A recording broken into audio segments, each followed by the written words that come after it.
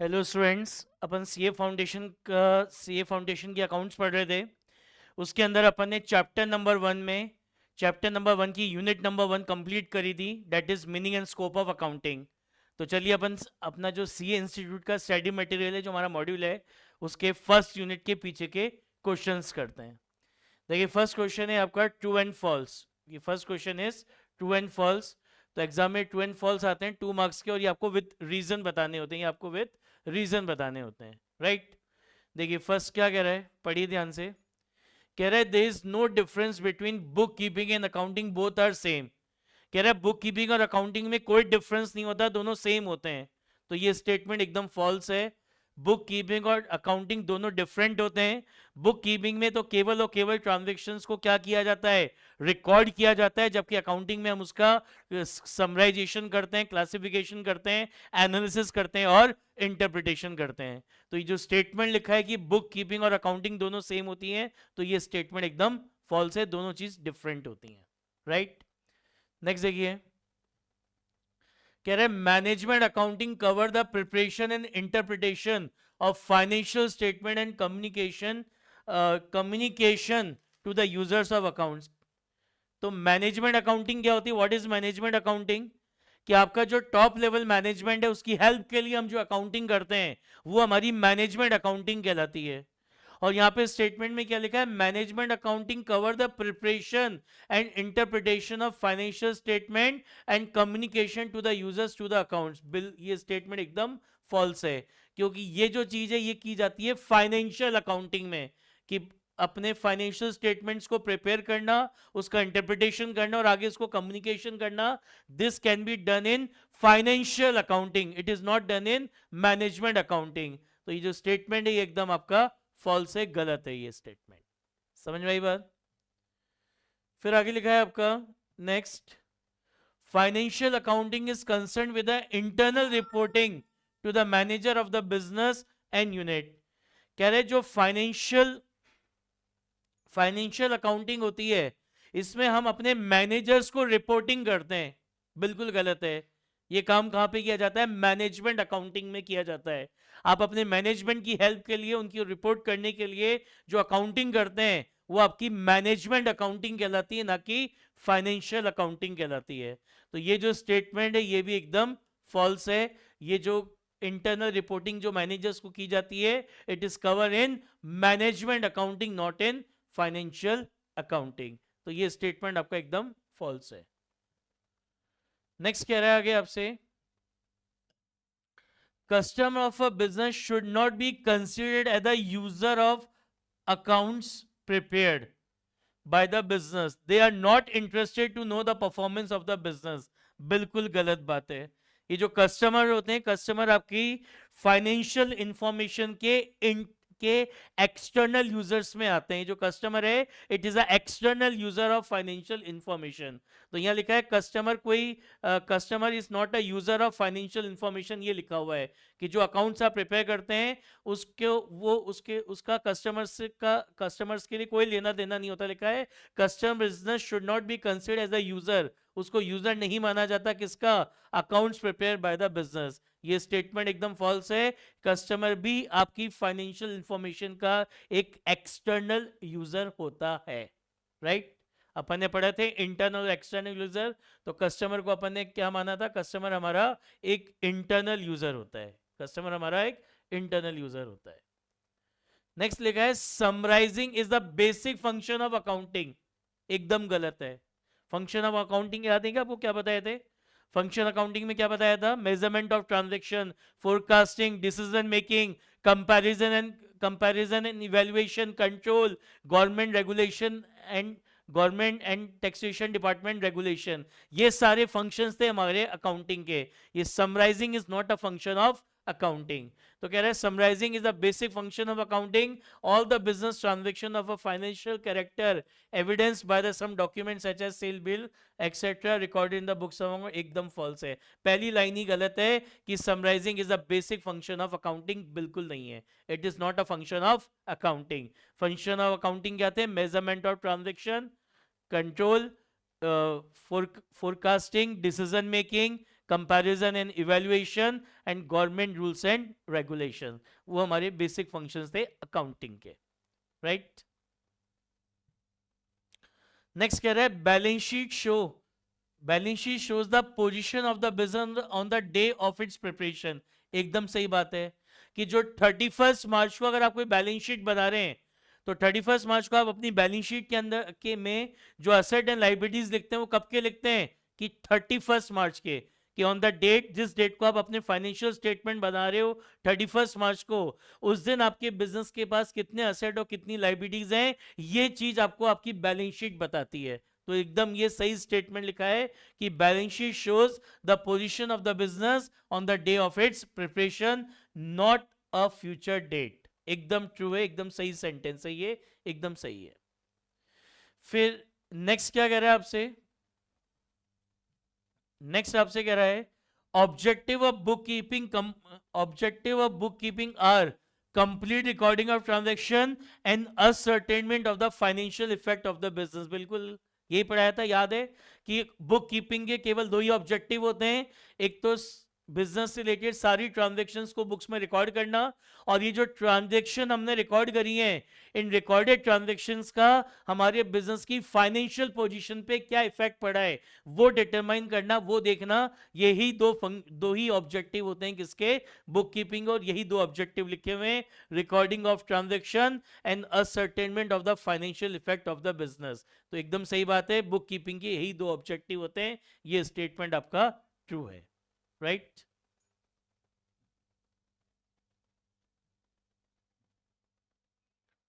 Next देखिए, ये हमारे एमसीक्यू हैं।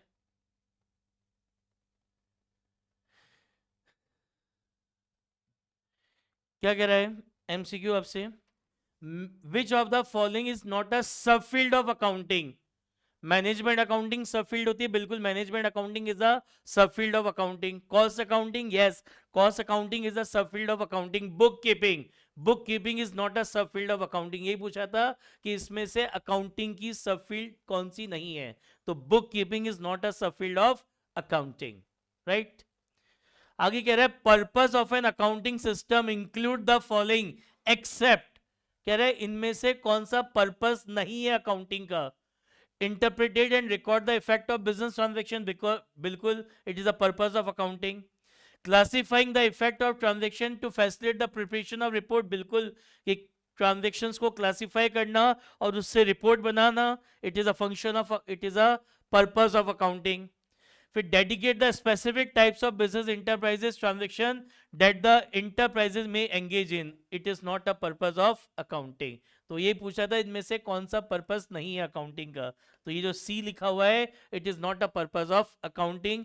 कह रहा है dedicate the specific types of business enterprises transaction that enterprises में engage in, it is not a purpose या objective of accounting, right.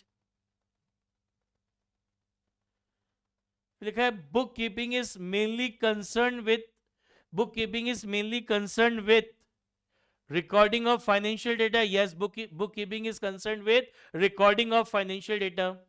Designing the system of in recording classify, बिल्कुल ये सब चीजें अकाउंटिंग में होती हैं। इंटरप्रिटेटिंग द डेटा, बिल्कुल नहीं, ये भी किस में की जाती है, अकाउंटिंग में। बुक कीपिंग में केवल क्या करते हैं, फाइनेंशियल डेटा या फाइनेंशियल ट्रांजैक्शंस को रिकॉर्ड करते हैं। तो book keeping is mainly concern with the recording of financial data. ये क्लासिफिकेशन, समरी और ये इंटरप्रिटेशन, ये सारे काम अकाउंटिंग में किए जाते हैं, राइट। फिर कह रहा है all of the following, all of the following are the function of accounting except, कह रहे इनमें से कौन सा अकाउंटिंग का फंक्शन नहीं है। Decision making, yes, it is a function of accounting.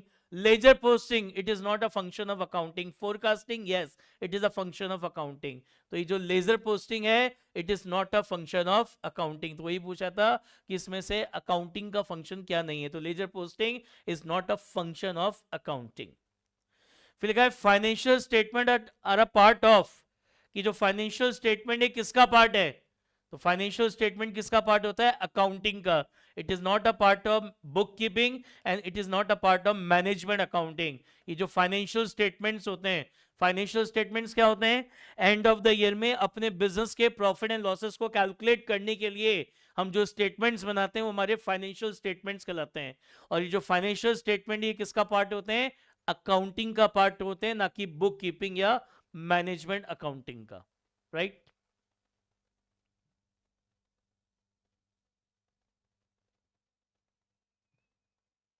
आगे लिखा है financial position of the business is ascertain on the basis of, कह रहे बिजनेस की जो फाइनेंशियल पोजीशन है वो असर्टेन होती है ऑन द बेसिस ऑफ, किस बेसिस पे? देखो किसी भी बिजनेस की फाइनेंशियल पोजीशन का पता उसके असेट और लाइबिलिटीज को देखकर चलता है, उसके असेट और लाइबिलिटीज को देख के चलता है। और असेट और लाइबिलिटीज की इंफॉर्मेशन हमें किससे मिलती है? कौन से स्टेटमेंट से मिलती है? बैलेंस शीट से। तो यानी जो बैलेंस शीट है वो आपको आपके बिजनेस की फाइनेंशियल पोजीशन बताती है।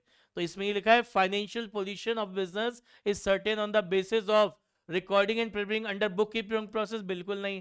ट्रायल बैलेंस, बिल्कुल नहीं। Yes, balance sheet. ये जो बैलेंस शीट है उससे हमें हमारे बिजनेस की फाइनेंशियल पोजीशन का पता लगता है, राइट?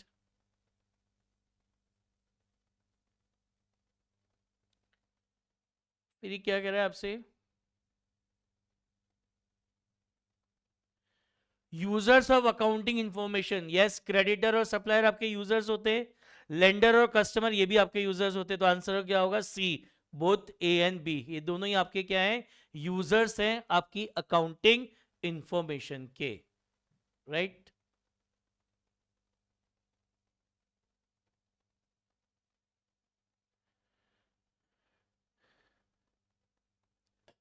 नेक्स्ट क्वेश्चन क्या कह रहा है? Financial statement do not considered, कह रहा है फाइनेंशियल स्टेटमेंट में क्या कंसीडर नहीं होता? कह रहा है asset express in monetary terms, बिल्कुल होते हैं। जो असेट्स अपन मॉनिटरी टर्म में रिप्रेजेंट कर सकते हैं उनको अपन फाइनेंशियल स्टेटमेंट में दिखाते हैं। Liabilities express in monetary term, yes, जो लाइबिलिटीज मॉनिटरी टर्म में आप एक्सप्रेस कर सकते हो उसको आप अपनी फाइनेंशियल स्टेटमेंट में दिखाते हैं। But asset and liabilities express in non monetary terms ये फाइनेंशियल स्टेटमेंट में शो नहीं होता। तो इसमें यही पूछा था कि इनमें से कौन सी चीज फाइनेंशियल स्टेटमेंट में नहीं आती? तो asset and liabilities express in monetary terms ये आप फाइनेंशियल स्टेटमेंट में शो नहीं करते हैं, राइट? फिर कह रहे हैं on 1 January Sohan paid a rent of 5,000, ये क्या है? It is a event? नहीं। इवेंट क्या होता है? इवेंट मैंने आपको बताया था कि आपके ट्रांजेक्शन्स का जो कॉन्सिक्वेंस या रिजल्ट निकल के आता है वो इवेंट कहलाता है। तो रेंट पे करा 5,000 का, it is not a event. ये क्या है? B, it is a transaction. ये आपकी क्या है? Transaction, it is a transaction.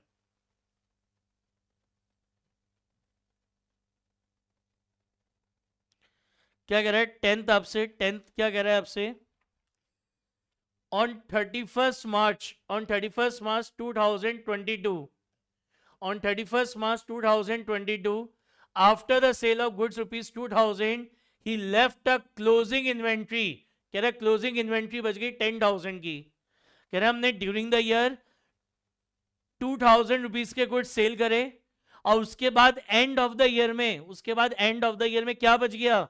End of the year में क्लोजिंग इन्वेंट्री बच गई 10,000 की। तो कह रहा है ये जो क्लोजिंग इन्वेंट्री बच गई क्या है? It is a event. ये क्या है? आपका इवेंट है। एंड ऑफ द ईयर में जो रिजल्ट्स निकल के आते हैं, जो एंड ऑफ द ईयर में जो असेट्स हमारे पास बच जाते हैं वो हमारे क्या होते हैं? इवेंट होते हैं। तो कह रहा है 2,000 की सेल करने के बाद ये जो 10,000 की इन्वेंट्री बच गई ये हमारी क्या है? तो इट इज अ इवेंट। ये आपका क्या है? इवेंट कहलाएगा। फिर कह रहा है which of the following is not a business transaction? कह रहे हैं bought machinery 10,000 for business, it is a business transaction. ये बिजनेस ट्रांजेक्शन है। Paid toward the salary of employ, बिल्कुल ये भी आपकी बिजनेस की ट्रांजेक्शन है। Paid son fee from personal bank account of 8,000, it is not a business transaction. तो वो यही पूछा था इसमें से बिजनेस ट्रांजेक्शन कौन सी नहीं है? तो ये जो सन की फीस पे करी अपने पर्सनल बैंक अकाउंट में से, it is not a business transaction, यही पूछ रहा था।